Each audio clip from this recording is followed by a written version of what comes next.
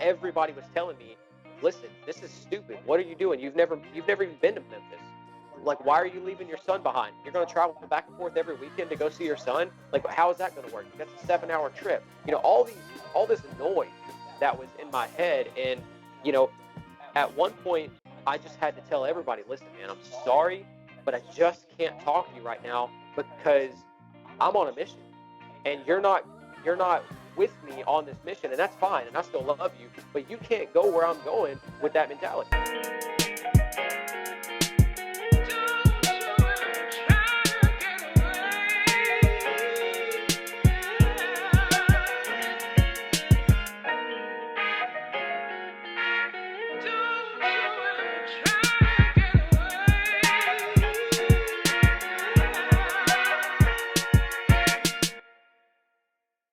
What's going on, world? And welcome back to the Pursuit of the Good Life podcast, your favorite podcast that helps you grow both personally and professionally. I'm your host with the most, your favorite coach, the Cameron Lovelace, helping you create your version of the good life every single Thursday. Now, y'all know we've been talking about personal development, mental health. We've been talking about that, but we're going to take a pause on that, and we're going to get into the financial element of making your version of the good life, because I think that, if I'm not mistaken, the number one way that millionaires are made, at least in America, is through real estate. And, you know, I'm not a real estate guru, but I actually know a guy who is a real estate. I would consider him a real estate guru, but he's also a very humble man, man of faith. He's a great husband, great father, new father again for the third time. And so y'all give a warm welcome to my friend, Mr. Deniz McDaniel. Deniz, thank you for joining the show. Yeah, man. Thank you so much for having me. Appreciate the introduction and glad to be here with you, man. Man, thank you for being here. All right, so let's go ahead and get into it. First of all, tell a little bit about, you know, who you are, where you're from, proud, you know, Texan, all that good stuff. Yeah, man. So I was actually born in Munich, Germany. I came over to the States when I was, a year and a half old, something like that. Mm-hmm. And so I lived in Texas all the way up until, 6.5 years ago, something like that. I moved to Memphis. Mm-hmm. But yeah, man, grew up in East Texas, a little town called Jacksonville, Texas. Dad was a tow truck driver. Mom was a factory worker. And, you know, we didn't really have a whole lot growing up, man. It just wasn't in the cards for us. And that being said, you know, moved to Memphis, like I said, about 6.5 years ago, and decided to start my business here. And God's been good to us, man. It's really taken off. And, you know, went from the financial world. I guess I'll start from the beginning of my career path. So I think the very first job I had outside of working with my dad on his tow truck business was probably working at Dairy Queen. Mm-hmm. So started at Dairy Queen as fast food when I was like, 16 or something, just making a little money to pay my car insurance, my cell phone bill at that point. Mm-hmm. And so fast forward, I get out of high school early. I dropped out, got my GED because I thought it would be a lot more fun to not go to school, even though, man, I had phenomenal grades. My teachers were really upset that I decided to go get my GED. Mm-hmm. But I kind of was the nerdy kid in school all the way up until probably 9th grade. And then 9th grade happened and I wanted to chase girls and do stupid stuff. So, you know, it happens. Right, I don't recommend that. I don't recommend that path for most people. But the reality is, man, I jumped into the oil field when I turned 18. Did that for several years. So when you dropped out, how old were you? I was in 11th grade. Okay. I was in 11th grade, got my GED, and then as soon as I turned 18, I jumped into the oil field. And that was kind of my aspiration in life at that time because, mm-hmm. you know, I lived in a small country town, and pretty much, I know it sounds weird, but like that was the thing that you did to get out of your small town. I mean, if you wanted to make any kind of money, you needed to jump into the oil field. Really? Because it was great money, man. You work 6 months out of the year, so you work 7 days on and then 7 days off. And So that's how the schedule rotated. You work for 7 days and you're home for 7 days. Work for 7 days, home for 7 days. And then you rotated day shift and night shift. Yeah, I was about to say, what are the days like? Yeah, so you rotate day shift and night shift. So it's a very crazy world out there, man. It's unlike normal working life. You kind of live a double life, man. You live out here on the job site. They have like what's called crew quarters. It's like a FEMA trailer set up on the work site, and you work there and live there for that 7 days until you go home, and then you come back and do it all over again. So in 2008, when the economy collapsed, I think we had like 67 wells that we were still supposed to drill, and our foreman walked on the rig floor and told us, he's like, after this well is finished, we're done. That's it. The economy has basically taken a nosedive, and that's it. And this was a real big company. I mean, this was one of the largest drilling companies in the United States. So they shut operations down for a good while, and I really had to figure out what to do because at that time we were pregnant with Corbin, and it was like, man, I'm about to have a kid. What in the world am I supposed to do? So I bounced around to like 2 different other oil field jobs, and those folks ended up shutting down as well. Went from there to selling vacuum cleaners to try to make ends meet. Door-to-door sales? Look, door-to-door, brother. That's where vacuum cleaners and steak knives and, whatever. That's probably where you developed a skill, huh? I actually developed the sales skill set working with my dad on his tow truck business because, the way that worked is we would have to go tow people at 2:00 in the morning, if they had a wreck or whatever. And a lot of times, man, like you really had to develop interpersonal skills because these people would come and they would be really mad at you because you're charged in this big bill, what they thought was a big bill, in order to tow their vehicle and then house it in our storage facility. And, I had to deal with all the invoices and all that kind of stuff. So I'd been doing that since I was like, 6 years old. So I really understood that game pretty well. And my dad was, man, he could sell anything, man. I mean, he really could. So he also had like he would fix up vehicles and sell used cars there as well. And so sales just kind of came natural to me. And so that's where I knew I had to make ends meet. And at that time, 2008, 2009, nobody was hiring. And so I had to do what I had to do, man. So I jumped out there and started going door to door selling $1,500 vacuum cleaners. Ooh. Yeah. How many of those did you sell? One. I sold one. Yeah, man, it was rough, and especially in a place like East Texas, man. Nobody's buying $1,500 vacuum cleaners. So for me, who's only been to Texas literally twice, two times. Describe to me the difference between like East Texas and like your Dallas, your Houston, your Austin, like, because isn't that more rural? Yeah. So, I mean, Dallas is still considered East Texas, but obviously it's a massive metro. I mean, millions of people there, right? Yes. Big city. So the difference is, kind of look at it like you have Memphis and then you have Atoka, right? Like you've got this little bitty country town but Jacksonville was even further away from, I mean, it was 2 hours and 20 minutes south of Dallas. So the next biggest town we had was like a population of 100,000 people. Jacksonville's population was like 14,000 people, right? So it was just a very small place. And,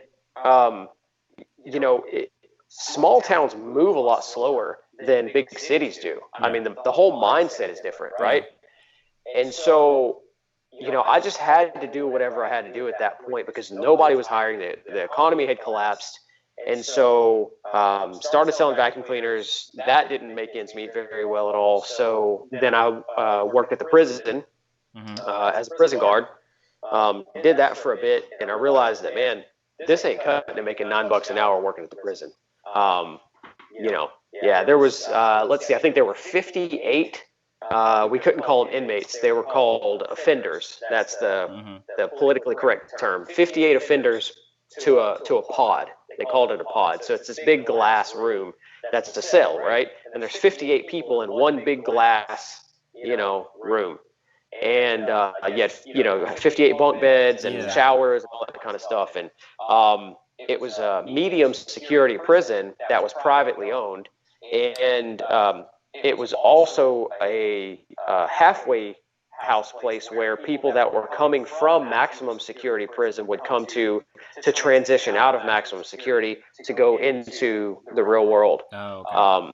So we had some, we had some times where it got a little bit crazy there, but I did well there. They wanted me to join. It's very similar to the SWAT team, but it's called SWART, SWART team, and it's the riot team. So you basically travel around anywhere where prisons are having riots. You go and you're the front lines. Yeah. Okay. Yeah, man. Nothing fun. And I just didn't want to do that, man. They were going to pay me a whopping, I think, an extra $2 an hour. So I was going to make $11 an hour to go travel up at a moment's notice, disperse, large crowds of rioting inmates. Right. Stop fights, shanks, all that. Yeah, all of it. For $11 so an hour. Riot had to go in there with riot shields and rubber bullets and tear gas and all that. And it seemed exciting on the front end, but man, once you go through the training and stuff, you got to get pepper sprayed every 6 months and CO gas and all that. It's not worth it, man. It's not worth it. So from there, I just decided to go back to my roots, and I started working as a mechanic, and because I was always manual labor. With my dad's tow truck business, we're always working on stuff, and so started working as a mechanic. And that's the place, while I was working as a mechanic, that I really just felt like I needed to be an entrepreneur. And I didn't know what that looked like, because I'm just a country guy from East Texas living in a trailer house and don't know, really anything. Yeah. So what did the entrepreneurship, what did it look like to you at that time? Because if you're coming from, like you said, manual labor, working in the oil fields, selling vacuum cleaners, like working job to job, like you was a hustler, but what did entrepreneurship look like then versus now? Entrepreneurship just looked like a dream. Honestly, I didn't even know what it looked like. I just knew that there had to be something better than this. Right. I remember, man, like I would overdraft my account just to be able to get gas and to get food. I would distinctly remember there was a $30 overdraft fee. And so in order to make it worth it, I would need to get some groceries and some fuel, because that was kind of like my only survival thing at that point. Right. Yeah. And that's how I lived, man. Like a lot of times I didn't even have fuel. I didn't have gas money to get to work. You know what I'm saying? So I had to do side jobs. I would sell scrap metal and do all kinds of stuff. I would work on people's vehicles for them. It was just a very scrappy way of living, and I hated it, man. Like I knew there was something better than this in life, but I didn't know what. I didn't know what it looked like. It was just a dream in my head, and I thought, man, I've got to own my own business. I've got to do something. Yeah. And for a couple years, man, I would just seek the Lord on what is it that I'm supposed to do? Like, what is this thing? I knew there was something greater. So while I was working as a diesel mechanic, working on trash trucks for a company called Republic Services, big blue trash trucks that you see driving around. I realized that this is where I really need to start working on my mental education to become something better than what I am currently. And I was making decent money at the time. I think I was making like $17 an hour or something like that. So for back then, in a small town, that was good money. But I was driving, 45 minutes one way to work, and it was rough work. If a trash truck broke down in the landfill, you had to go lay in the midst of the maggots and the trash and stuff to go work on these trucks. You know what I'm saying? So you've had some intense jobs, man. I've had some intense jobs, but I say all that to say, man, it's given me a great appreciation for where I am today because, man, now I want for nothing. My kids want for nothing. My wife wants for nothing.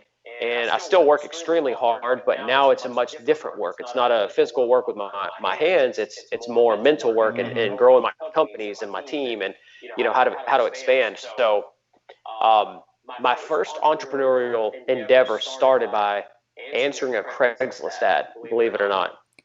Man, back when Craigslist was real popular. You was the hustler. That is the place I'm where telling you get it. Yeah. Yep. So what Craigslist ad did you answer? What was it?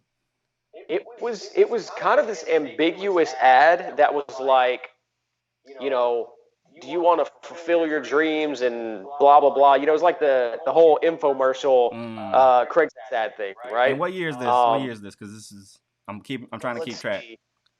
This was probably 2010 maybe. Okay, so 2 years after the crash. Okay. Yeah, something like that. 2010, maybe 2011. I don't know, something like that. Let's see. Hold on. Corbin was born in 2009. So no, I'm sorry. He was born in December of 08. So right at the beginning of 09. So this would have been. I became an entrepreneur basically when he was 2 years old. Yeah. So 2011. And so I answered this Craigslist ad, and I had no clue what in the world it was going to be. Right. It just sounded really cool. And at that point, I was listening to a lot of Jim Rohn, Brian Tracy, Zig Ziglar, Les Brown, all the great motivational speakers. And, man, I'm telling you, I was locked in. I was in my zone. I would be at work, and I would have my headphones in, and I would be working as a mechanic, but I would be just literally for 8 hours a day filling my mind with motivational speeches and stuff like that. And that's really what changed. Yeah, man, that personal development changed my entire mindset. And so it elevated me from thinking that I can't do something because I had that small town mentality, like I don't have a skill set. There's nothing I can do. Just woe is me. The world is against me. All that. Really, the Lord allowed that to change my mindset to, man, I can really achieve anything. Right. And so I answered this Craigslist ad, and the guy was like, listen, man, you live in a town where there's nobody there. You're never going to be able to sell our products because you got to have people to buy them. And he's like, man, this just isn't going to work. And I was like, man, listen, I'm telling you right now, if you give me a shot, I will work harder than anybody you have working with you right now. And I promise you that I'm going to do whatever it takes. So he said no, and I kept pushing. Finally, he's like, all right, look, man, you're going to need to go get your insurance license, and that's the first step. So go get your insurance license, and then, let's talk. So that's exactly what I did, man. I studied for the life insurance exam, went out and took my test, passed my test with flying colors, called him back, and he was like, all right, let's see if it works.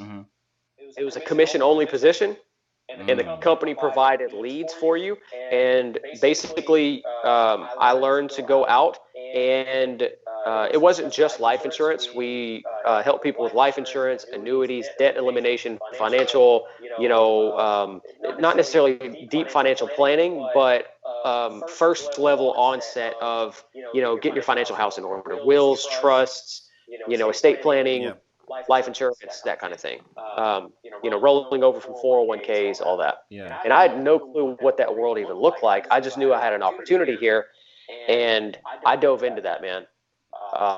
So I did that part-time for about a year and a half, while I was working as a mechanic. And so I did the whole Superman thing at the end of the day. I would be dirty from head to toe, and I would rush into the bathroom and change and wash up real quick. And jump into my nice clothes, my church clothes. I had like 2 outfits. And then I would go run appointments for the rest of the evening till way past dark. And I remember, man, everybody in my family telling me, like, dude, this is a scam. Nobody makes money in life insurance. What are you doing? Like, that whole thing. And I just, by the grace of God, man, I turned all the noise off. And I was like, listen, man, it might not work for you. It might not work for the people that you know, but I am going to do whatever it takes to make this work. I don't care how many hours I have to work. I don't care how much sleep I have to lose. I am going to make this work. And that's what I did, man. I became one of the youngest regional managers in that company. And from the time I went full time working with them, 8 months later, I was moved to Memphis. I had never been to Memphis in my life, man. I had never even driven through Memphis at that point. I had no family here. I had no safety net. I barely had any money. Right. I had a dream, man.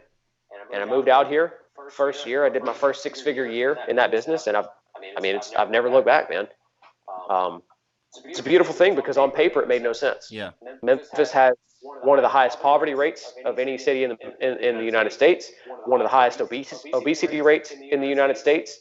And the reason why those things are important is because when you're helping people with life insurance, obesity is a big thing. You can't get a policy if you're obese, right? Or if you have health issues. Yeah. You have to get what's called if you can get a policy, it'll be rated, meaning the cost will be astronomical. So if you have pre-existing conditions, diabetes, obese, cancer, any of that kind of stuff, you've got to if you can even qualify for a policy, it's got to be a very special policy, and it's going to cost through the roof, which is why final expense insurance is sold a lot here in Memphis. And I actually learning a lot. I learned very quickly that there are the people in Memphis are almost preyed upon by final expense life insurance salesmen. Because final expense life insurance is basically just burial insurance. It just covers burial, and that's about it. But the cost is... So it's like $5,000, $10,000 max? Yeah, it's very little coverage, but the cost is just as high as if I set you up with a nice term policy. And so what I found out very quickly is the African American population is preyed upon by the final expense life insurance salespeople. And most of those people are African American as well, because they've been taught generationally that that's what you have to have is final expense life insurance. And so I made it a big part of my mission to, I guess, fight against that, because I thought, man, like because they don't know any better, people are signing up for stuff and spending their money on things that's basically just going to bury their loved one, when they could set $200,000-$300,000 up on their policy. That would change, like generationally, it would change the wealth gap in their families. Yeah. Right. So I made that my mission, man, and I really loved it. And so I did that, man. Shoot, I did that all the way up until 4.5 years ago, and I built up a book of business. I built up, 150-ish clients in my book of business in that time frame, and it was a good thing, man. Like, I really enjoyed it a lot. But the company that I was working with, one of the main carriers, life insurance carriers that we worked with, they sold their annuity portion of their business, and the company basically imploded, man. And it caused me to have about $60,000 worth of chargebacks, and then another $30,000 worth of IRS debt and taxes. So right at about 6 figures worth of issues. Yeah. Absolutely. Because the way that industry worked is when you wrote a policy for somebody or you set them up with something, you got paid on the front end. But if they canceled their policy within 12 to 18 months, you got a full chargeback on any commissions you made on that. So they need all that back. So the company clawed all that back. So the reality was, in Memphis, I found out that we would set people up with policies, and we would do our best to financially, discuss where they are and that sort of thing, and make sure that they could afford what they were getting. But unfortunately, man, when people fall on hard times, like, they're going to let their life insurance policy lapse before they, let the phone bill lapse. Right. You know what I'm saying? So, it just that's how the industry was, man. So after about hold on. Before we get into, I think because you're about to get into real estate next. Hold on, what in the world? Yeah. So I really want to go back because you said something that was really, really key, and I think I don't want people to skip past it. Is that you took the time to really, like, you didn't have money to invest in like yourself, personal development. So like you took the extra time to like listen to people who were bigger than yourself. Like you said, Jim Rohn, Les Brown, Zig Ziglar, like the greats, of course. And I think a lot of people like discredit that because like literally, like with YouTube and iTunes and podcasts, like literally you can get exposed to expand your thinking. And I don't want to like, because there are so many people that are listening to this that are from small towns that are like and they are a product of their environment. And so what many ways that's exactly what I was. I was a product of my environment, right? Yeah. I was I was the hillbilly version of being ghetto, right? Okay. So like I'm married to a black girl, so race to us is nothing. We talk very openly about race, and we love everybody of every color. I highlight this to say that within every people group, there's a certain lower class, right? Mm-hmm. Yeah. And so with white people, the lower class is typically trailer park style, versus living in the hood in Memphis style, right? Yeah. So it's the same thing. The reality is the mentality, the mindset is what the people groups have to fight against. Mm-hmm. It's not growing up poor. It's not having anything. It's not any of those things, right? It's the fact that no matter what color you are, no matter what you believe about yourself or about the world around you, the mentality can change, man. And that's such a profound thing once you actually really get that, because you go from having a victim mentality that things are just happening to me, and you go to having a victor mentality that, look, man, I don't care what's going on. I can be victorious over any circumstance in my life. And that shift, man, literally changed my life. Yeah. It not only changed my life, but it changed my entire family lineage, because from now on, my family will not have a poverty mindset. Right. My family will not have a mindset where stuff just happens to us. Man, as a business owner, stuff happens every second of the day that I'm like, man, how are we going to tackle this? But instead of thinking, why me, I just think, how do we overcome it? What's the next step? I don't even get lost in the minutia of why is this happening, right? So, yeah, man, a big piece of that is with social media, I think it's very dangerous in one aspect, because it's given young people a false sense of how great everybody's doing, right? Everybody on social media is just killing it in their business, or killing it with going on vacations all the time, or whatever the case may be. It's this photoshopped of the highlights, cut and edited version that isn't real, man. Yep. It's like the girl that has all the makeup on, and then when she takes the makeup off, it's like a whole different lady, right? Yeah. And that's where I feel like the social media side is very dangerous, because, man, you don't have to have money. You have to have the ability to listen to wisdom and change your mindset and allow the Lord to really help renew your mind. Mm-hmm. And, I listen, man, Keith Moore was the pastor that to this day, I listen to almost daily. Mm-hmm. Keith Moore from More Life Ministries. So between him and Zig Ziglar and Brian Tracy and Jim Rohn and Les Brown and all the great people, Tony Robbins, all these people, it allowed me to shift my mind, man. Mm-hmm. And at that point, I realized it didn't matter that I didn't have any money in my bank account. I realized that there's an infinite amount of money out there.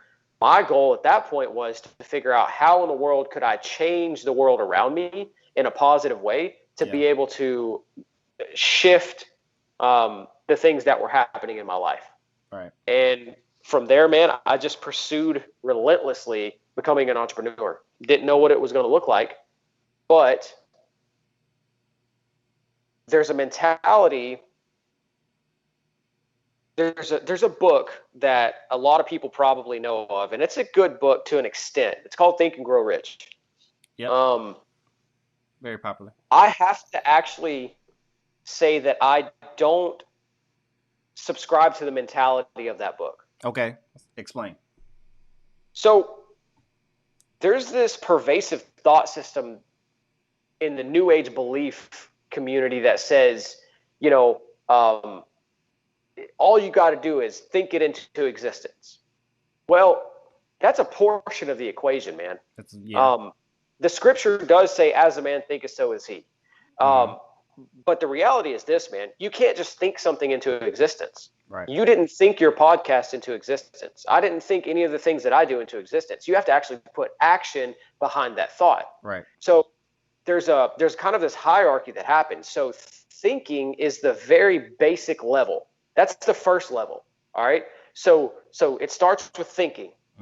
Then it moves into believing, because what you stew on every day, what you think on, what you allow yourself to meditate on, that actually affects your belief system. Right. Now, belief is much deeper ingrained than a thought. That's why the scripture tells us to take every thought captive, right? Because if we don't take thoughts captive, they become a belief system. And that's how poverty mindset and victim mentality and all those things get embedded into us, right? So we start believing something. And then what we believe affects how we act. And then how we act affects our impact on the world around us. And so I believe that the whole think and grow rich model is a fallacy, because a thought is just the lowest level. Then you have to speak something after you think it. Then after you speak it, you have to do it. Right. So, people say knowledge is power. And again, that whole mindset I just disagree with. Action is power, man. Action is power. The scripture says, be ye a doer of the word, right? You have to do something. You can't just think about it. And I think too many people will sit around thinking about growing their business, or thinking about being great, or thinking about, making money, or changing their family, or, whatever. The reality is, man, I believe that once you come up with a plan, you've established that plan. Now it's time to do something, even if it's imperfect. Right. There's a saying that says imperfect action will always beat perfect inaction. So you got to get off your butt and actually go do something. And even if you make a mistake, that's okay. That's 100% okay. In our society, we teach our kids not to make mistakes. To be perfect. Be perfect. And man, I think that's such a terrible mentality, man, because if you look at every millionaire on the planet right now, every successful business owner on the planet right now, they'll tell you, man, I tried 15 times before I ever found anything that worked. Right? I had to go sell steak knives and vacuum cleaners and go be a mechanic and go do all these things before I figured out what was going to work for me. But none of those things in my life I look at as a failure. Every one of those was a learning experience and a stepping stone onto the next thing.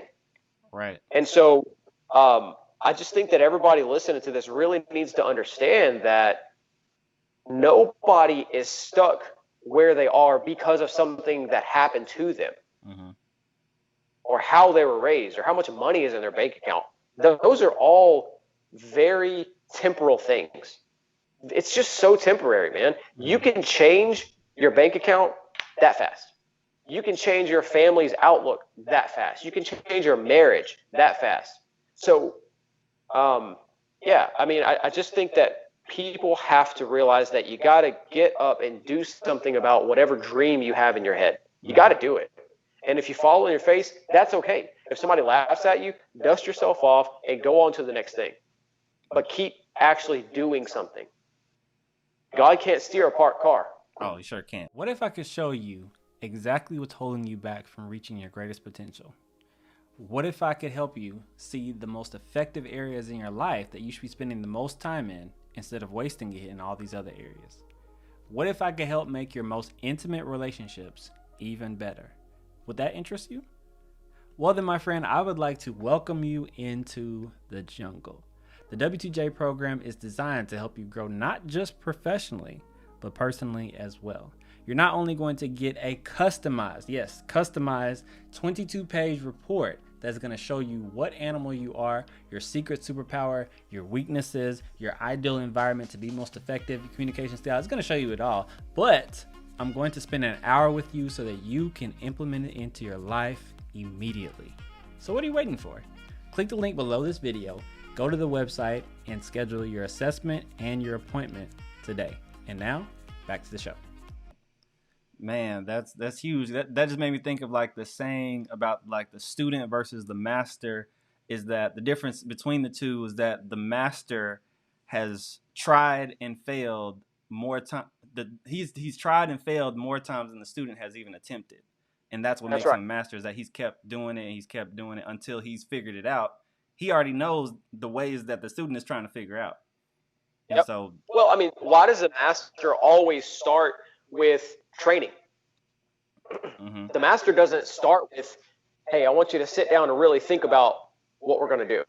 I don't need you to, you know, Jesus, when he was training the disciples, he wasn't like, hey, y'all sit around and think for some years about what we're going to do. No, he said, hey, y'all come follow me. Watch what's going on. And by watching that, then they had to mimic that. It's the same way our kids learn. Our kids, they fall a whole bunch of times before they learn to walk. But that doesn't mean they're just going to sit around and think about how do I learn to walk. Right. They just get up and try to do it. So that's the only way we're going to learn, man. And with YouTube and all the different social media platforms, man, there is zero excuses. Endless information. None. Yeah. Yeah. We are in the information age, and unfortunately, it's this weird paradox. I've really thought about this a lot. We are in the information age, and yet people are still not changing their lives because it's almost like there's too much information being downloaded, and you kind of get stuck sitting on the couch watching other people have success, but not actually getting up and doing anything for fear of messing up. Yeah. And I think, man, that's where people really got to be in tune with not only themselves, but with like God's purpose for them. So you know, like what information to latch onto and which ones to just, oh, that's good information. Let me pass that on to somebody else who this could be helpful for. Versus absolutely. Me. Yeah, there's a lot of mindsets, man, that I used to subscribe to that I don't anymore. One of those mindsets is, you know, we've already touched on a couple of them, but another mindset is you can be anything you want to be. And I don't teach my kids that. I teach my kids, you can do anything that God has ordained for you to do. Right? That's what you're going to be able to do successfully. Because each one of us, God has a plan for our lives. Now, the cool thing is we can go do our own thing and God's going to let us. Right? That's the beauty of the free will that we have. God will absolutely let us go do whatever we want. But maybe that's not the thing that he wants us to do. And so it's not going to prosper like the thing that he already foreordained for us to do. Right? So, you know, God's not robotically saying, hey, I'm going to make you do this. He's saying, hey, I've got a perfect will and a perfect plan for you. And if you'll seek me, I'm going to show you that plan. I'm going to unveil it to you. But I'm going to allow you to go do your thing, right? So I really do think, man, that we should teach our kiddos to tune into the Lord, and while they're out doing, asking God, hey, is this it? Is this the thing for me? Right. So we can jump into real estate next if you want to. Man, we will, but I also want to point out that after you got that information, changed your mindset, and then started actually doing, you're like, you know what? I'm going to get the Craigslist. I'm going to answer this crazy ad that says, you know, if you dream, you're doing that. And then you started getting like the information, like the financial information. Because I know that, you know, the Les Browns, Zig Ziglars, like they're great motivational. But after you get like, you know, inspired, like you're ready to run through a wall. Okay, now you got to go take action and get the right information that's for you. And it sounds like for you, like, that insurance company was like your key to the game, like to really start to get that information for finances, for life insurance policies and different stuff like that. Like I didn't even like what you just explained about preying on like poverty stricken and obesity. Like I didn't even know that. Absolutely, man. And I'll tell you this, that company, man, their training was world class. Yeah. I mean, I've worked with lots of different sales organizations over the years and this and that. This man, Rick Dixon, had built a company where, I mean, to this day, I look back and I think I am so grateful for the things that they taught me because it really helped me understand the value of mentorship. Okay, so like you said, there is this once you get pumped up and you realize, hey, I can go do anything, that I set my mind to, and anything that God puts before me, then now you have to actually get the how, right? The technical side of it. How do I go do these things? How do I go write a life insurance policy? How do I, increase my financial literacy? And that's where you need to either get a mentorship or get with somebody that's in that field and pay them for their time or work for them for free or do something. A lot of people, I guess, mistake the fact that they don't have money for the fact that they can't get help. The reality is, man, you can go work for somebody for free. Not a lot of people want to do that. Hey, but that's their own detriment, right? So I very distinctly remember I went up to Lee Miles and I told him, I was like, look, man, I know you're the top producer in this company. And this is how the Lord works, man. The Lord will tell you to do things where your brain is like, what? I remember seeing him on stage while I was working at Federal Financial Group. And I was like, man, this guy is absolutely killing it. And he's a God-fearing man. He runs several offices across the nation. I'd really like to learn from him. But I didn't have any money, and he lived in a different state. So the Lord told me, man, I had at that time, I just bought my first suit, and I had just bought a really cool pocket square. And it was like my favorite pocket square. And the Lord told me, go give him your pocket square. And I was like, what? Go give him my pocket square? And I'm not hearing voices out of the sky. I'm just in my heart, I felt like that's, that's what I was supposed to do, right? And I'm like, man, that's so silly. I'm at a convention where there's thousands of people here, and I'm just supposed to walk up to this guy that I've never met and be like, hey, I'm a weirdo. Here's my pocket square. So that's that thought that went in my head. But the crazy thing was, I just believe I was just trusting God. I walked up to him, was like, man, you've really inspired me. I just feel like I'm supposed to give you this pocket square. I know it might sound silly, but your story inspired me, and I told him a little bit of my background, and that led to him mentoring me for free. I was not in his territory. I was not on his team, but to this day, we talk all the time. We are just like family now.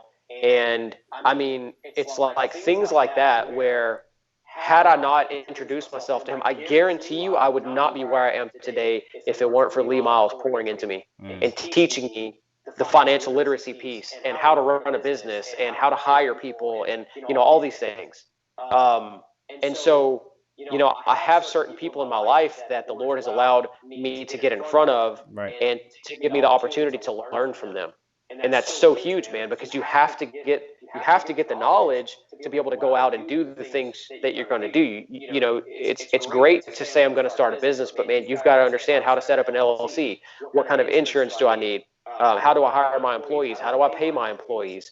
What are the risks involved? What kind of contracts do I need to have set up? So that's where working for either an organization that can teach you or working underneath a mentor for free or paying somebody for their time, that's where that piece comes in. And without it, man, you're not going to get nearly as far. Man, and I love that about you is that you give away, like after hearing like where you come from and where you all this stuff that you've been through, I see now why like you give it away the game for free. Like your Facebook, you constantly going live on a property or what, like wherever you're dealing with, and you're able to like show people like, look, it's okay. Like it gets tough, but this is how you were able to manage. I love that you're so humble enough to give it away too, and clearly it's because you've been giving it too. Yeah, man. The Lord really has blessed me in my life, man. I look back and I think without God's grace and his mercy, man, I would be just living in a trailer house somewhere in East Texas, working as a mechanic, every time I go back to Texas, which on the weekend, I see the Lord shows me every single time, this is what you would still be doing if you didn't take the action and listen to me. And if I wouldn't have listened to the Lord, man, because it was scary. It was very scary to leave everything behind while everybody was telling me, listen, this is stupid. What are you doing? You've never even been to Memphis.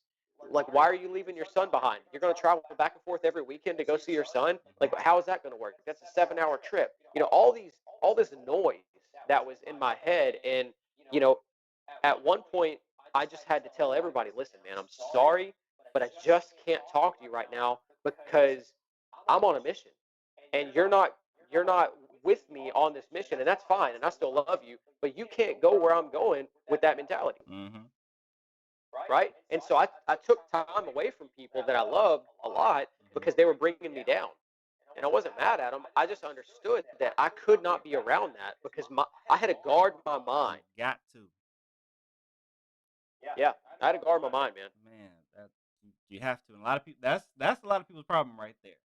All right, so let's get into when you got bit by the real estate bug, because you already got bit by the entrepreneur bug. You was doing financial planning, everything financial, and then Yeah. so is this like right after the subcharges and everything happened? No, I mean, so it was already in the bug had been planted in my ear. So very shortly after I moved to Memphis, I was out running appointments.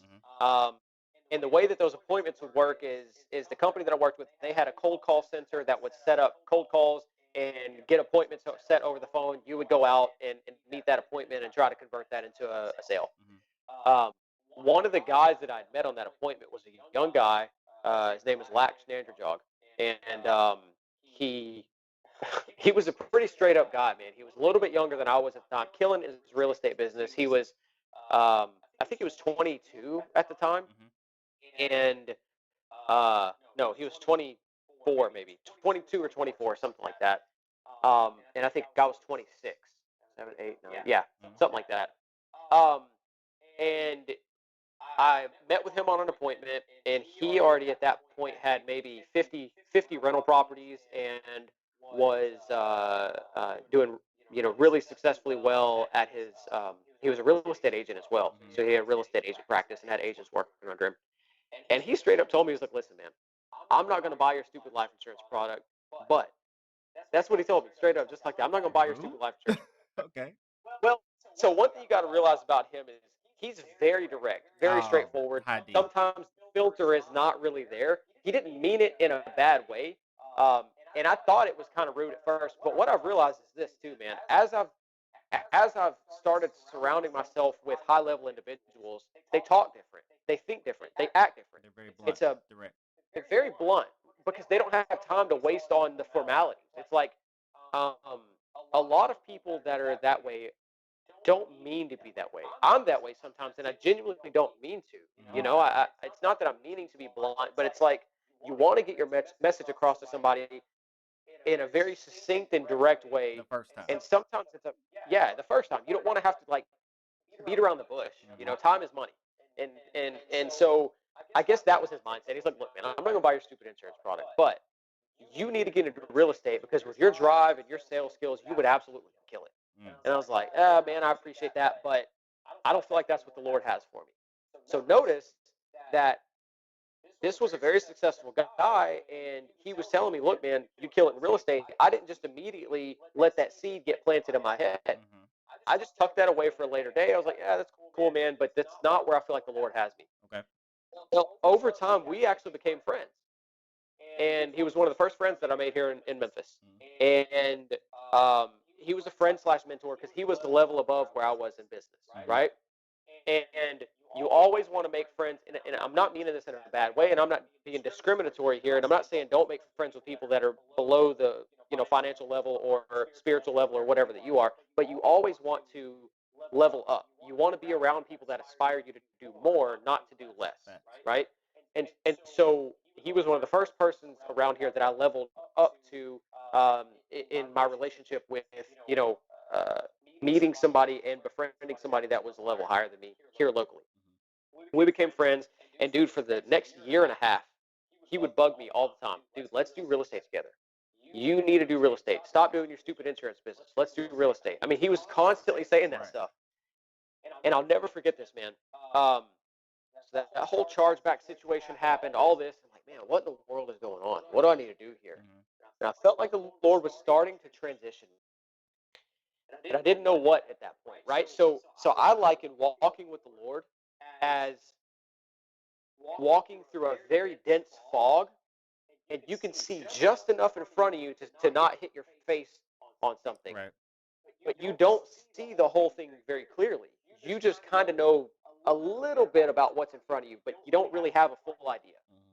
And that's what has been my experience of walking with the Lord. It's like, I know He's there, I know He's guiding me, but I'm kind of like feeling around here, like, am I about to bump into something? Yeah. And He's just like, come on, I got you, I got you. And that was like that, man. So Miss Mamie Brown, Miss Mamie Wright, she had an insurance practice here in Memphis, and she was one of my clients on the life insurance side. She asked me, she said, Dennis, would you be willing to speak at my church? We're having a financial summit. I'd love, for you to be a guest speaker. I said, sure. So the church is called Mississippi Boulevard Christian Church, and pretty decent sized church here in Memphis. So I went out there and I spoke, and the guy that was a guest speaker beside me, he was speaking on the real estate side. Very specifically, the Lord spoke to me and said, now I'm going to transition you into real estate at that convention. So I told Tosh about it. We got on our face and we prayed about it that same day. And we both felt very compelled that that's what the next step was for us. We got, I guess, we both felt very at peace about that decision. Yeah. Now, mind you, I've got a big book of business over here, and I've got all this stuff going on in that practice, and I don't want to just leave my clients hanging. Right. But I know the Lord has transitioned me. So for the next several months, I'm figuring out how does this transition look with real estate, because I didn't just drop what I was doing. I was like, all right, Lord, you're going to have to work this out with me, because I've got to continue to provide for my family, and I've got to, work this transition. Yeah. So interestingly enough, I called Lee, my mentor, Lee Miles, at that time in the financial practice, and I said, Lee, I want to give you my book of business. You have poured into me. I wouldn't be where I am if it wasn't for you. I want to give you my book of business. I want you to run my book, and any new business that you write on it, let's just split it. And that's what I did, man. So I gave him my entire book, and I started focusing on the real estate side. That way I knew my clients would be taken care of. They're not going to have any issues. I knew he was going to take care of them. So I didn't leave anybody hanging.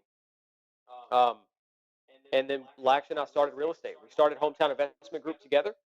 The first year, man, was just an amazing roller coaster. I didn't know anything about the real estate space, just like I didn't know anything about the life insurance space before I got started in that. But you jumped in. And I jumped in head first. And the little bit of money that I did have saved up at that point, I had just poured it all into real estate marketing. So we started sending out direct mail postcards to people saying, hey, we'd like to buy your house. And it was a phenomenal learning experience, man. I just immersed myself literally 12, 16 hours a day. I am watching podcasts on Bigger Pockets. I am on Steve Trang as a Real Estate Disruptors podcast. I'm on every podcast I could possibly be on, listening to those things while I'm learning and working. So the first year we did like 24 houses together, and it was an amazing experience, because it was like just add water and boom, you've got a successful business. And I know that only worked because it was the Lord. It was the right timing, right? So that following year, I bought the business out from Lax, because he wanted to do more flipping real estate. I wanted to do more wholesaling real estate. Yeah, I was about to ask if this is more wholesaling. Yeah, at that time, Lax had not done wholesaling. He was just an agent, and I had not done anything in real estate. So we just decided, hey, let's get together on wholesaling and figure that game out. And very quickly, man, we just started crushing it on the wholesaling side. And man, it was just a phenomenal experience. And I've grown the company year over year, to where now we're doing 7 figures. So, it's just it's a phenomenal journey, and I'm very appreciative to the Lord. I bumped my head a lot along the way, but real estate has been a game changer for us, man. It really has. Man, I believe it. And from the little bit that I know about real estate and knowledge that I've, the podcasts I've been listening to, my understanding is that wholesaling is that it's really easy to get into, and like it makes sense why you were able to take off so fast, because to be successful at wholesaling, you got to be willing to hustle to get the deals. And Absolutely. you're saying that you were sending out flyers, you were doing like 24 houses in the first. Dude, I was knocking on doors, so I would literally, I tapped back into my door-to-door sales thing. Yep. So I would go knock on doors. I would hand out flyers. Literally, I'm standing in Kroger checking out groceries. I'm talking to the people behind me to see if they have a house they want to sell. Right. I'm sending out postcards. I'm cold calling. I'm doing literally everything I possibly can. And that's where, wholesaling, there's some intricacies involved with wholesaling that it has a lower barrier of entry, but that lower barrier of entry also has some negative connotations to it as well. It allows people that have the wrong intentions, that are just there for money and to take advantage of people, and that don't have any ethics, morals, or business acumen to go in and really just try to make some quick cash. And so that's where a lot of wholesalers end up getting a bad rap and give wholesaling a bad rap. And so part of what we did that was very different is we guaranteed our clients that if we put a contract on your house, we're going to buy your house for cash if we don't find an end buyer. And that was a very different thing than the other wholesalers around here. Right. And I still do that to this day. We're very transparent with people. I don't just lock people's houses up under contract and then tell them, oh, sorry, I couldn't sell it, too bad. I personally guarantee that I'm going to buy their house from them at this price. I guarantee I'll buy your house from you. And so, it's just one of those things, man, where, again, I wanted to set myself apart from the negative name that wholesaling had. Yeah. So that's one of the reasons why we've been able to be so successful, is because we're not just out here to screw people over. We genuinely care about folks. If they call us and they say that I'm in a situation and I need to get rid of this house, we're going to help them. Whether I make money on that deal or not, I'm going to do my absolute best to help that person or point them in the right direction of somebody that can help them. And that's a big piece of that puzzle.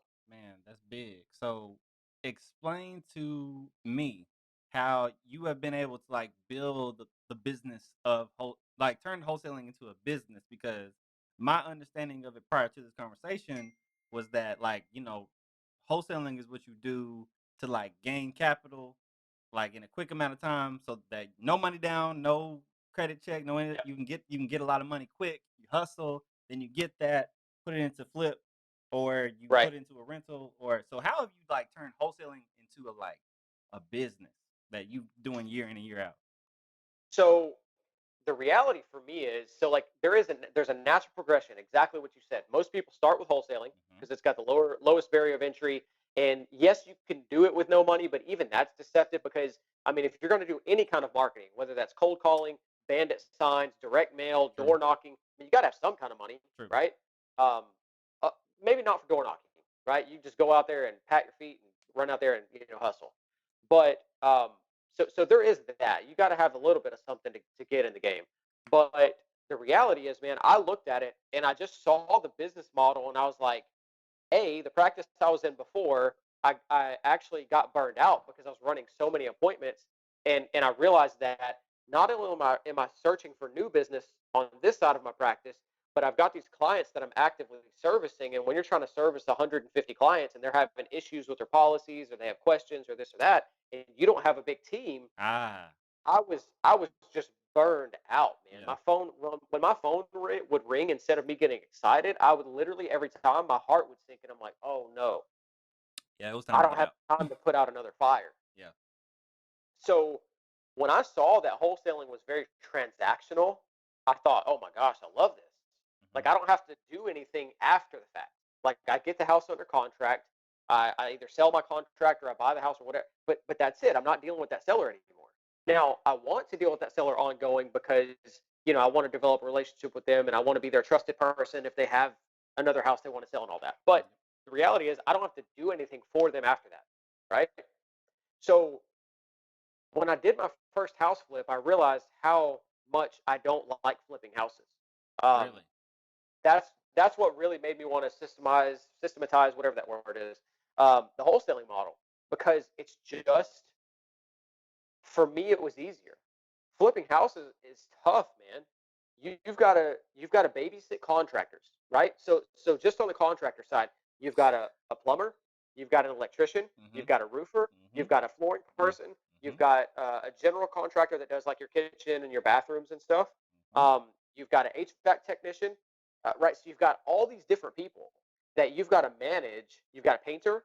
So you've got all these different people you have to manage. And in Memphis, man, my experience has been contractors are just ready to take advantage of people at a moment's notice.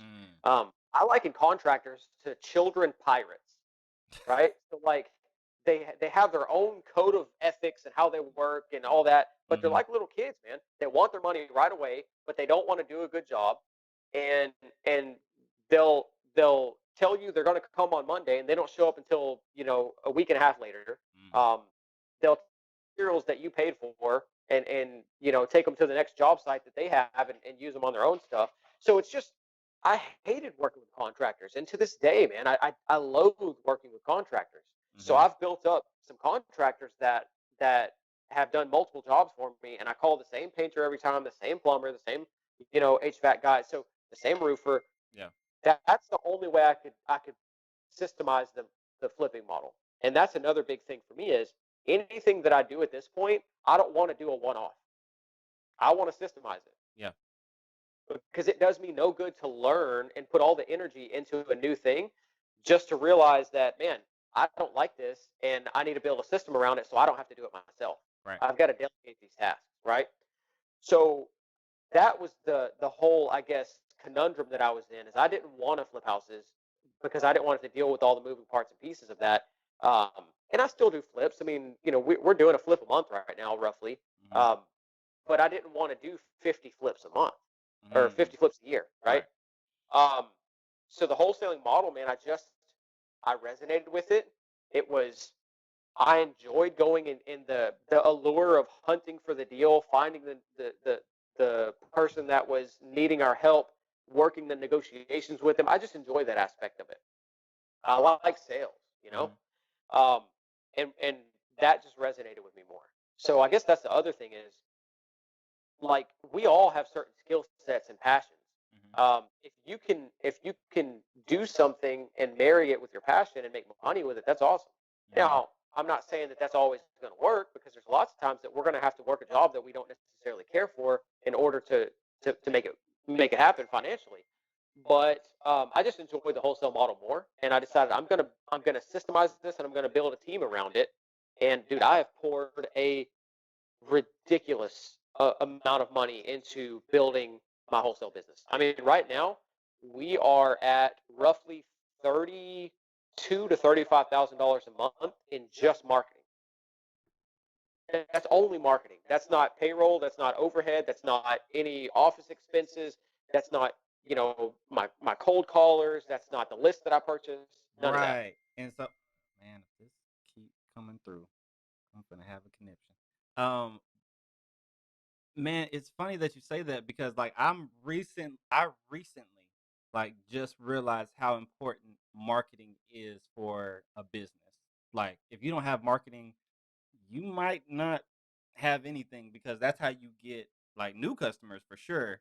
Once you get them, of course, that comes into the, customer relationship and, maintaining a good relationship with a customer that you have, but getting new customers, like you got to have like marketing. And so I've been told by one stream of thought that you need to invest at least 5% into marketing. So is that for you? Is that more like that 30,000? Is that more than 5%?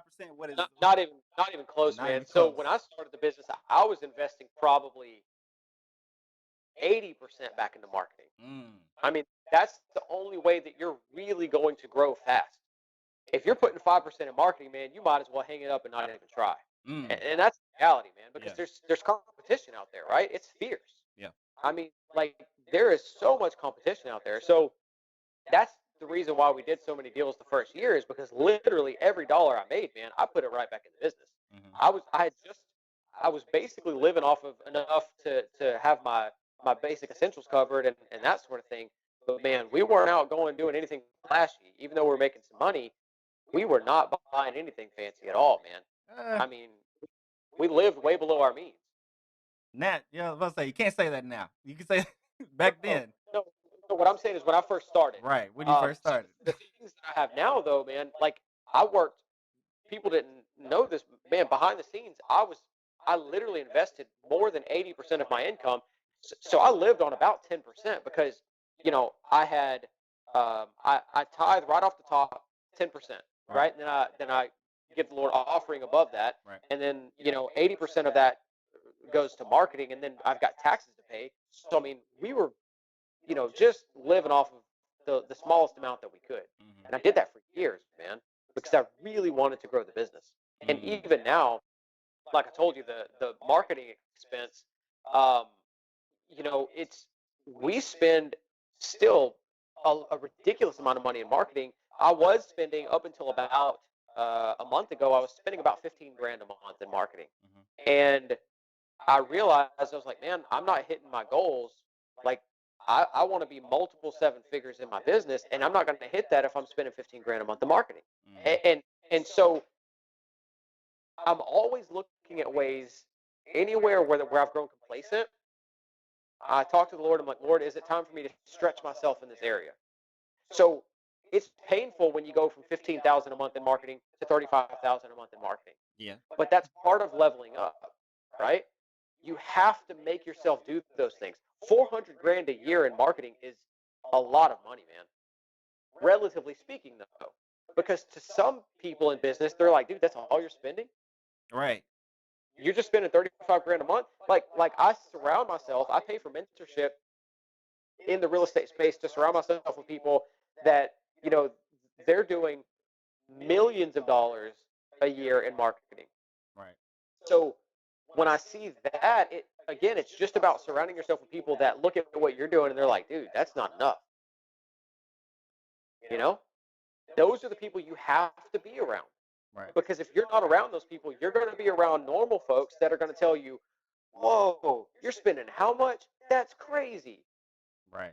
I don't want to be around people that are telling me 35 grand a month is crazy. I want to be around people that are telling me, Dennis, stop being a little baby and you need to spend 100 grand a month. Like, this is right? what you need to do to get where you're trying to go. That's exactly. I want to be surrounding myself with people that any numbers that I'm talking about, it doesn't wow them.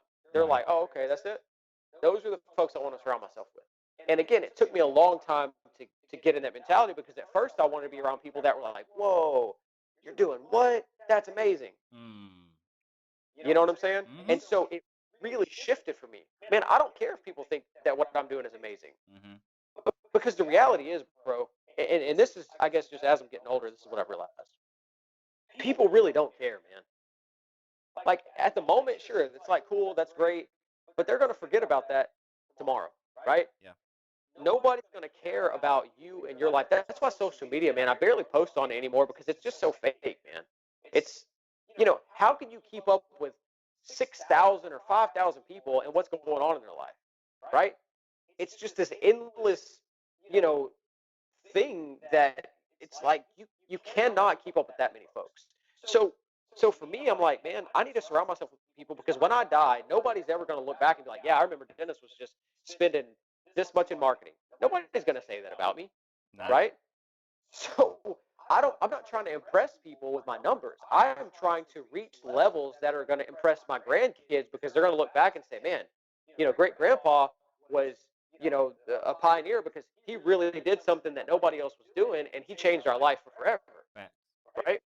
So that's, again, man, I'm really wanting to surround myself with people that tell me, Dennis, you're not doing enough, man. You really need to push to do more.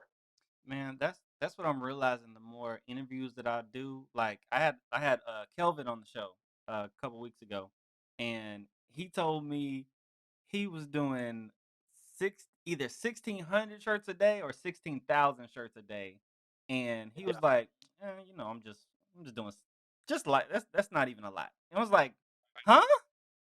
Yeah. Well, that's because if you compare it to, compare that to one of these online print shops that are doing 1 million shirts a day, right? So once you expand your mindset and you realize the possibilities, you're like, man, I really got to step it up. Man, that's I mean, there's guys in my circle, I'm telling you, Cameron, they're spending 1 million plus a month on marketing expenses, Like they're doing stuff that my mind can't conceive, but But here's the cool thing about it. I wouldn't have bought my airplane unless I would have surrounded myself with people that have that kind of mentality, right? I wouldn't have bought my Lotus if I wouldn't have surrounded myself with people that have that kind of mentality. And the cool thing is, as I've done that, I've bought things that have forced me to level up. So when I bought that car, I waited until I had enough money that I could pay cash for that car, and it would never even affect my bank account. So even though I've had that car on my vision board for years, and I was playing those cars on a video game as a kid, and I would always like, man, I didn't get that until I absolutely knew that I could. But even after I bought it, the way my mind works is, man, this thing isn't paying me a return. I need to hurry up and make that money back. Right. So I just look at things differently, man. I don't make frivolous purchases. I make purchases that are going to force me to level up. I just bought an excavator. I'm not in the construction business, but I bought an excavator. I just spent 60 grand on an excavator when I could have had somebody come out here and clear the trees off of my acreage out here. But I bought it because I was like, look, I want to get into developing new houses, and I know that I can use this equipment for when I develop new houses. So that's going to force me to now make that a reality, because now I've got to justify buying this piece of equipment out here. Right? So now I have to go buy a lot that I can clear trees off of and develop and do all that and continue that process, because now I force myself to do it. I don't have an out. Yeah. So for me, I've realized if I back myself into a corner and I make myself do something kind of seeming like crazy financially, then I cannot allow myself to do that without justifying it. And I'm going to have to go out and work hard to make that, make that a relatable thing for the future. Man, that's big. Okay. Man, okay. I'm hearing you, Dennis. I'm taking it on. I hope people that are watching and listening are taking this all in too. Like, man, okay, I really gotta step it up. So I want to make sure, but I'll make sure I'm following you with this wholesaling, because you invested everything into like marketing. You figured out that okay, flips are cool, but wholesaling is where I really want to do it in. So help me where you start the transition from like doing it yourself, because like, I'm thinking of like the people who are listening to this who are saying, okay, maybe I want to get into wholesaling, but it's just me right now. Well, where does that person start, and then when does that person start the transition to adding a team around them to make it boom? It's a good question, man. Hiring has been one of the hardest things for me Always in my business. So first it was the mentality thing, right? First it was like, man, I can't pay somebody. I can barely pay myself, right? I mean, I wasn't even taking a salary. I still don't take a salary from my company to this day, which is dumb, but that's just how I have it set up at the moment. But the reality is, my mindset was I can't afford that. So the first thing I would say is people need to get out of the mindset that you cannot afford to hire somebody. So the reality is you actually can't afford not to hire somebody. And that's the God's honest truth. You cannot afford not to hire somebody. Name me one big business that is solo. That is a solopreneur. Name me one. Name me one business that's doing 7 figures that's a solopreneur. And if you name me that business, I promise you're going to name me somebody that's about to be burned out. Very short, yeah. So the reality is, what I had to do, there's this natural progression for me that I went on. It was make enough money to where I could hire somebody. After I hire that person, train them to take over whatever tasks that I don't want to do. So that's the first thing. You got to delegate any tasks that you're not good at or you don't want to do. Now, if you're just being plain lazy and you're trying to delegate everything to that person, you're going to burn them out, and then you're not going to have an employee. Right. So the first thing is save as much money as you possibly can on future. I guess the future investment of an employee. Don't buy anything. Don't do anything. Like, the employee should be your Lamborghini, right? Most people want to go out and buy this Lamborghini. Take a Lamborghini off your vision board and put an employee on there, because that is the Lamborghini. You don't realize it, but that's really the Lamborghini, because that employee, once you're able to remove yourself, is way more enticing and flashy than having that Lamborghini. Yeah. Okay. Because that person is now going to allow you to triple your efforts. Because Holly right now is making phone calls to all the sellers that we're getting into contact with, and she's doing all the follow-ups. She's running comparable sales. She's getting these houses under contract. All on a podcast with you. Right. So I'm not worried about my new business that's coming in because I'm spending all this money on marketing. So think about this. right now, my time is freed up to do podcasts with you. I'm getting my TV interviews set up. I think we're shooting the commercial for next Tuesday or something like that. And I'm talking with those people to do that. I'm talking with the Facebook marketing team. I'm talking with the Google marketing team. So right now, my focus is just increasing our marketing. I can't do that while I'm making phone calls for the new people that are coming in. Right? Then we have to sell the deals that I currently get in. So I can't be focused on any of those things while I'm trying to sell deals. So I've got an employee for that. Then I've got accounting that has to be done. So I've got an accountant for that. Then I've got transaction coordination that needs to happen with all the admin stuff. So the reality is, in the business, my job is to be the visionary and to grow the company. And most people don't understand that that's their vision, or that's their goal. You've got to have a vision to expand the company. My goal is to talk with lawyers to set up our stuff, legally. My goal is to talk with the CPA to make sure, right. My goal is to talk with the new strategies that I'm trying to implement. Like I'm talking with the bankers right now to get us the lines of credit and such set up, so I can stop doing all this with my own capital. So I've already submitted all the docs and stuff to them. We've got a 370 unit storage complex in the works right now, so it frees me up to go and have negotiations with those people, and like it allows me to expand the business, and that should be the business owner's goal. The business owner's goal is to expand the brand and the business while the workers are doing their job in working the business. So look at the way an ant colony works, right? They have their own designated roles. You don't see rogue ants out here building an ant colony. Everybody has an assigned task. And none of those tasks are any less important than the other tasks. They're extremely important, all the way down to, the clerical person that's just, doing the emails and the paperwork. Because if any one of those tasks gets missed, the ball gets dropped, customer service flounders, people get mad, they leave you bad reviews. Those bad reviews lead to no more new business coming. You know what I'm saying? It's like it's a domino effect. So going back to the question is, the first thing is you save up as much money as you possibly can.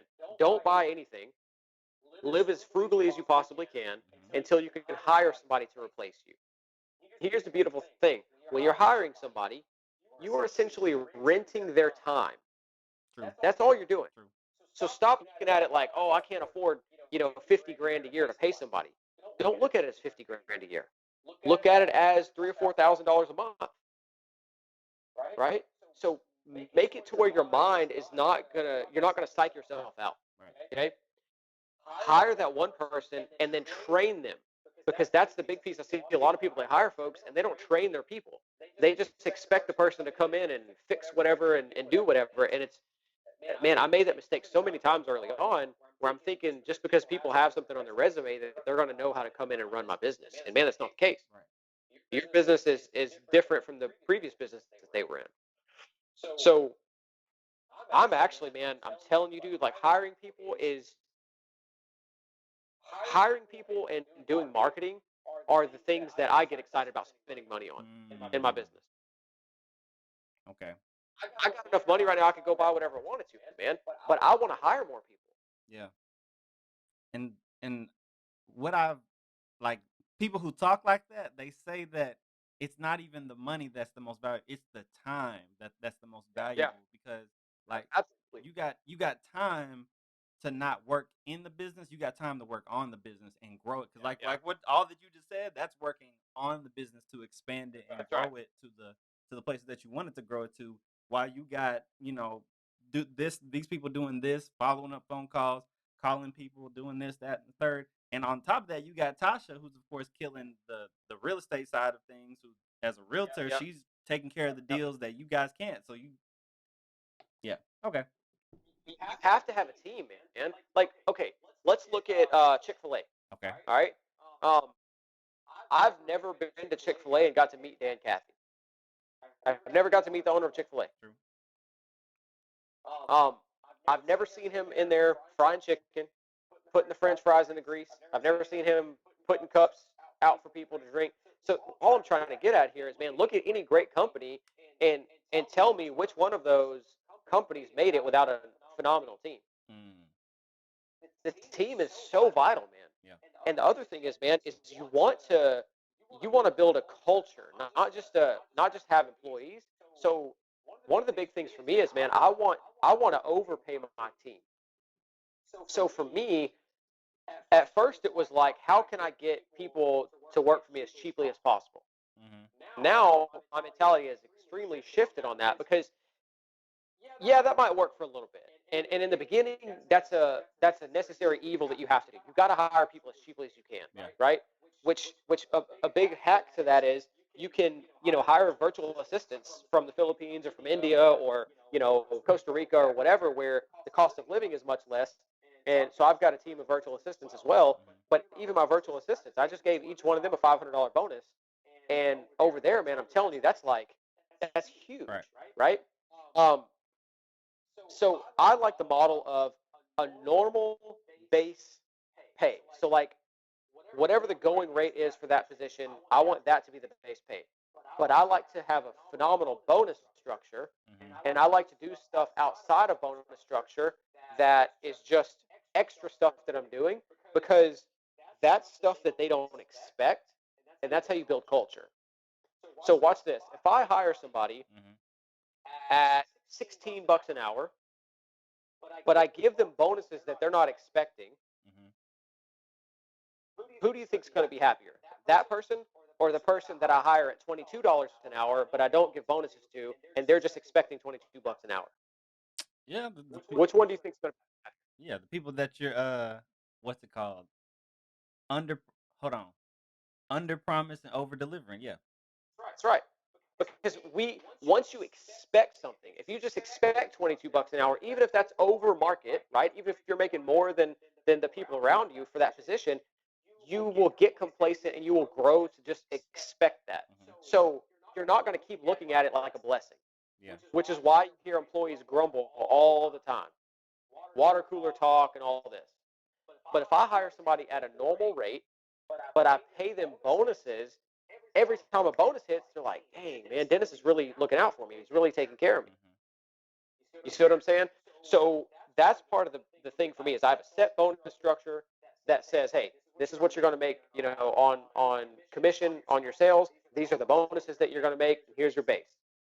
On top of that, if they do something really cool, then guess what? For the ladies on the team, I might just have them pay for a pedicure for them. Right. I know it might seem small and it's not expensive. Nah. But dude, what kind of bosses, go pay for you to get a pedicure on company time? I don't know one. Right?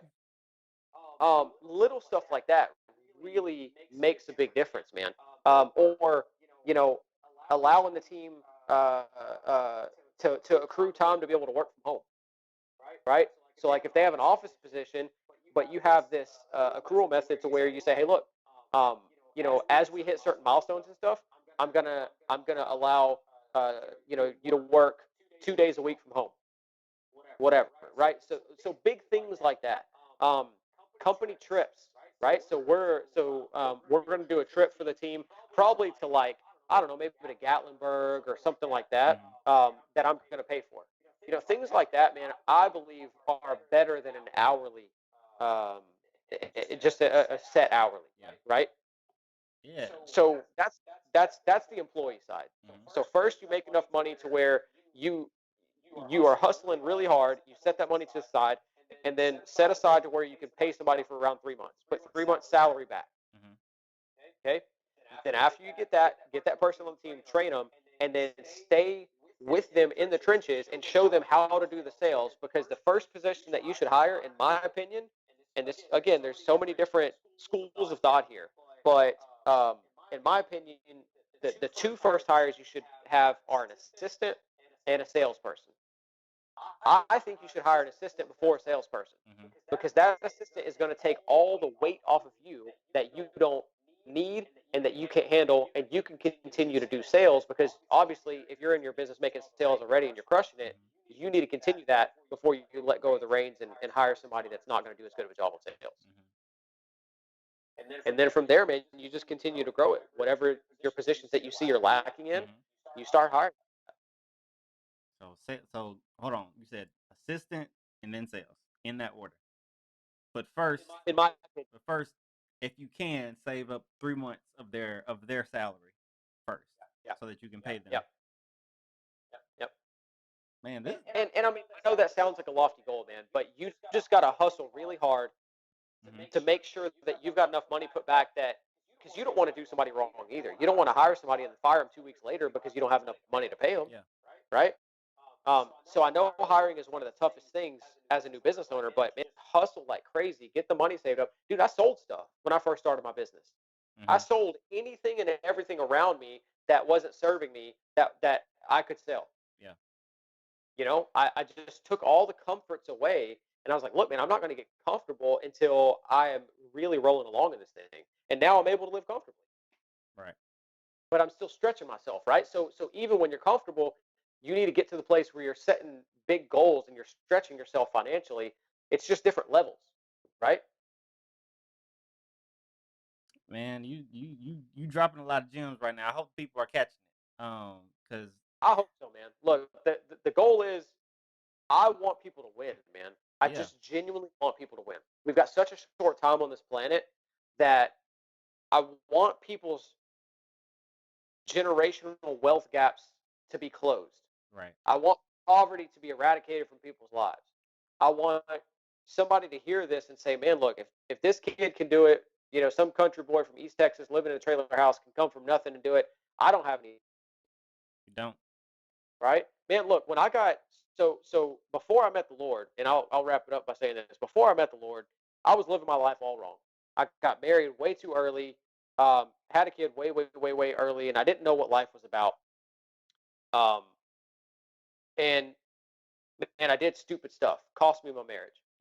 And so I learned a lot in there. I met the Lord right after that, and I'm telling you, man, it it changed my life because I was living in a shack at that point. When I say a shack, I mean like a legit shack. It had a tin roof with holes in the roof where I had to put buckets out to catch the rain that was coming in every time it rained. I didn't have AC in the house. You know, like it was rough, man. And I was in a very tough predicament. Um, I actually had to put cardboard up on the windows because some of the windows were busted out, and I had to put duct tape and cardboard on there. I didn't have any money, man, but I had a burning desire to be successful. And it wasn't just because of the money, because that was not a big enough why. I looked at my son and I said, I never want him to experience poverty. I don't want him to experience that. I grew up, you know, like, dude, there were some times where, like, I wished we had more money so we could do more things, right? Um, and I'm not just in a superficial way. I mean, like I wish we could have went on more trips as a family and done things like that, but that costs money, right? Um, I remember growing up, we read the menu from right to left. That's just how we did it. That's how it was, right? And and those are things that you don't really think about, but that's a poverty mindset. If you're reading the menu from right to left, you're looking at the price first just to see what you eat. Right. That's here, man. And so you pass that stuff down to your kids. We say stupid stuff to our kids like, oh, what you think money grows on trees? Why would you want to ingrain that in your kid's mind? Right. Why don't you ingrain to them that, listen, let's work hard, let's invest, and guess what? You can have exactly what you want. Why are we not teaching that to our kids? Why are we not empowering them to believe, like God tells us, that you can have whatever you ask for? Now you got to work for it, but you can have whatever you ask for. You want that new bike? Awesome. Let's figure out a game plan so you can get that new bike. Right. Not, well, I can't just be buying you a new bike. So I guess I just want to wrap it up by saying, look, man, it doesn't matter what somebody's circumstance is.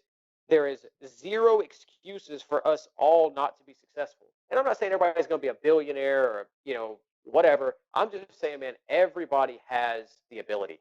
Right. Everybody has the ability. We just got to get out there and do it, man. That's a big fact. Okay. So I'm glad that you said wrap it up because I know you got a busy man, but I got these are my wrap up questions. So the first one is what's next? So for home investment real estate group, what is the next goal? Is it to reach that $1 million in marketing to make that income to hire more team? What's next? No, I'll tell you what's next for me, man. What's next for me is moving to um, commercial and multifamily and systemizing that side of the business. Mm-hmm. Um, so, not saying that I'm going to shut down the wholesaling and flipping and rental arm, but since I have a system built around that, the next thing is now building a system around buying apartment complexes, self storage, mobile home parks, all that kind of stuff. That's the next move for me. Uh, the Lord willing, if He doesn't change my plans. Also, the next move for me is to continue to be able to build time freedom. Like I'm going to get the kids this weekend, so I'll have the kids for the summer. Yep. And I don't want to be chained to my business, right? I mean, for all the beginning years of Corbin's life, I was chained to my business. I was either chained to work or I was chained to my business. And I want to buy my freedom back, my time, right? That's it. You know, it's one of those things where I just realized as I'm getting older, man, life is such a fragile thing. And we spend all this time chasing dollars, chasing dollars, chasing dollars. And the Lord would, if we really took a step back, the Lord would really have us delegate our time differently, honestly. I want to make a difference in the world, man. I want to change people's lives. You know, I just want to do so many other things besides run a business. And so the business serves us, and that's great. But ultimately, man, the business is a tool. Right. And I used to identify myself as the business, but I don't do that anymore. That's just a tool. And yeah, it's great, but that's not who I am. Right. So HomeTown Investment Group, MemphisOffer.com, all these things that I've done, those are just tools and stepping stones, you know, to build and grow. And, you know, hopefully those are family legacy businesses that I'll be able to pass down to the kids and, you know, so on and so forth. Man, that's a huge next step. I'm looking forward to watching you crush that. God willing. I appreciate it. Unless He has you do something else that's even better. That's right. Yeah, that's right. All right. So my last well, it's not even a question. It is basically to talk to the people who can see themselves in you, that maybe come from that low economic background, whether it's in the hood of Memphis or in the oil rigs of East Texas or some rural area. Speak to those people and give them like that last bit of that nut. I mean, you've been dropping it throughout the whole podcast, but give them that last bit to take home and get them that energy that they need. I would say this, man. Ultimately, it boils down to this. Um, Nobody's going to believe in you like you believe in you. So first, you've got to invest in yourself. That's the first investment you got to make. Your mindset is the most important thing you've got to invest in. If you're doing toxic things in your life, stop doing them. If you're smoking cigarettes, stop doing it. If you're overeating, stop doing it. If you're gambling, stop doing it. Like if you're doing all this stupid stuff, stop doing it. Here's why. Those mindsets lead to more bad decisions. All right. So back when I lived in East Texas, I was smoking cigarettes, I was dipping, I was smoking weed, I was doing all this stuff. Successful business owners that run, you know, big companies and all this stuff, and they don't do those things, man. They just don't, right? They take their health seriously, they take their time seriously, and so the first thing is get any toxic stuff out of your life. Second thing is work on your mind day and night like your life depends on it, because it does. And I would say first start with pursuing the Lord, because man, I'm telling you, none of my success would be even manageable without the Lord. That's the first thing. Second thing is you need to get motivated to go do some stuff. So go do what I did. Listen to Brian Tracy, Zig Ziglar, Jim Rohn, Les Brown, all these folks, to really get your mind around the fact that you can be more and you can do better. There's just so many times that we allow the negative thoughts to dictate what's happening in our life. And the reality is every business was started from somewhere. A lot of businesses were started in somebody's garage, man. There's literally no excuses. I don't care if you have a speech impediment, if you walk with a limp, if you look funny. I don't care. None of that matters. Those are all self-limiting beliefs that we tell ourselves, right? I'm nobody special, man. I'm just a guy that decided, hey, I am going to do my absolute best to change my family's history, and I will forever continue to do that until the day that I die.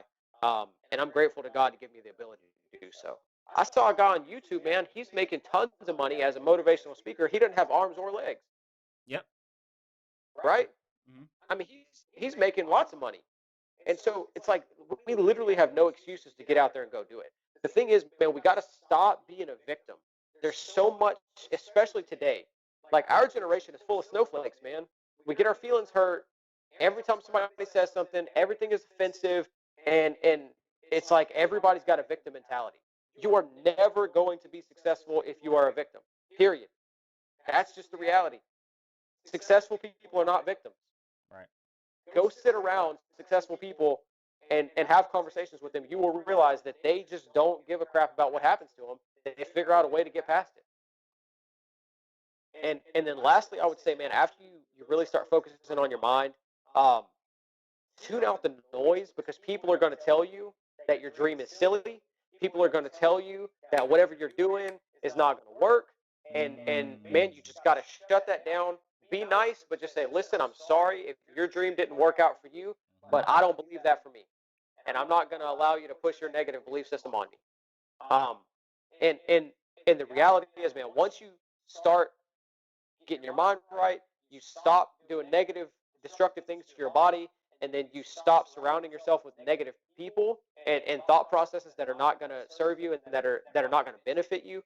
At that point, man, you become a doer, and you realize that there is no reason why you can't be successful. Nothing that somebody did to you in the past, no amount of money in your bank account that you're lacking, your skin color, your religious background, any of that. None of that is going to hinder you from success. You are the only person that's going to hinder you from having success in this life. Period. Can't close it out no better than that. Man, thank you so much for coming on and sharing the y'all's giving the game. I told you an hour. You gave me a whole hour and a half. I appreciate you for coming on and dropping everything for me, man. Sure. Man, Absolutely. It was my pleasure. Man. Thank you for having me. Absolutely. Man, for those of y'all watching, go ahead. You know how we do. Like, smash the like button. Share this with somebody who really needs this, whether you're watching this on YouTube, Facebook, or listen to this on Apple Podcast, Spot, wherever you're listening to this. Go ahead and give me that 5-star review, smash that like button. But y'all know how we do. We're doing this every single Thursday to help. Hold on, back up. Can people contact you?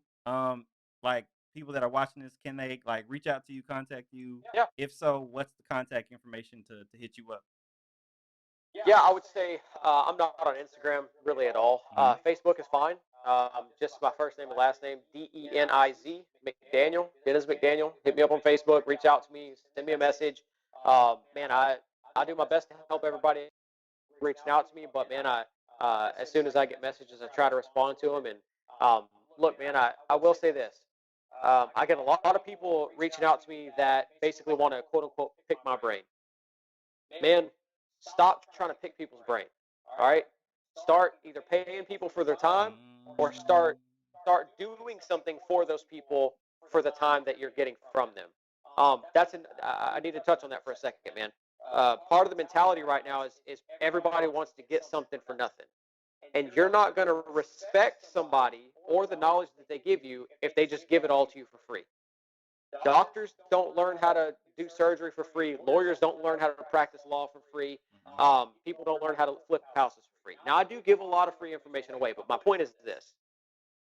Have enough respect for yourself to pay for your education, whether it's money or whether it's your time. Go work for somebody, right?